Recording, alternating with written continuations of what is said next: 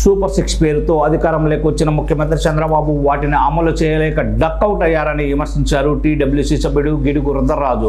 ఇచ్చిన వాగ్దానాలను అమలు చేయడంలో చంద్రబాబు ఘోరంగా విఫలమయ్యారన్నారు. చంద్రబాబు తీరు చూస్తే వాగ్దానాలు అమలు చేసే పరిస్థితి లేదన్నారు గిడుగు రుద్రరాజు. చంద్రబాబు ప్రభుత్వానికి హనీమూన్ పీరియడ్ పూర్తయిందని చమత్కరించారు. అమరావతి పేరుతో మళ్ళీ భూసేకరణ చేయడానికి మేము వ్యతిరేకిస్తున్నామన్నారు. గతంలో భూమి ఇచ్చిన రైతులకి ప్రభుత్వం ఆర్థికంగా న్యాయం చేయలేదన్నారు. అమరావతి పేరుతో రియల్ ఎస్టేట్ వ్యాపారం చేస్తున్నారని ధ్వజమెత్తారు. అమరావతికి 7,000 ఎకరాలు సరిపోతుందని గిడుగు రుద్రరాజు స్పష్టం చేశారు. మరోవైపు అమరావతిలో 47 ఎకరాల భూ సమీకరణకు ఆంధ్రప్రదేశ్ ప్రభుత్వం రెడీ అవుతుంది. అక్కడ అనేక కార్యాలయాలు నిర్మించే పనిలో భాగంగా ఈ భూ సమీకరణ చేస్తోంది ఏపీ సర్కారు. సూపర్ 6 పేరుతో అధికారంలోకి వచ్చిన ముఖ్యమంత్రి చంద్రబాబు వాటిని అమలు చేయలేక డక్అవుట్ అయ్యారని విమర్శించారు టీడబ్ల్యూసీ సభ్యుడు గిడుగు రుద్రరాజు. ఇచ్చిన వాగ్దానాలను అమలు చేయడంలో చంద్రబాబు ఘోరంగా విఫలమయ్యారన్నారు. చంద్రబాబు తీరు చూస్తే వాగ్దానాలు అమలు చేసే పరిస్థితి లేదన్నారు గిడుగు రుద్రరాజు.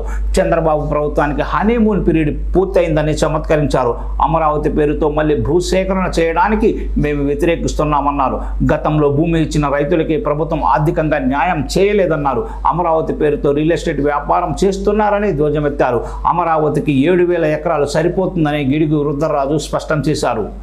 మరోవైపు అమరావతిలో 47 ఎకరాల భూ సమీకరణకు ఆంధ్రప్రదేశ్ ప్రభుత్వం రెడీ అవుతుంది. అక్కడ అనేక కార్యాలయాలు నిర్మించే పనిలో భాగంగా ఈ భూ సమీకరణ చేస్తోంది ఏపీ సర్కారు.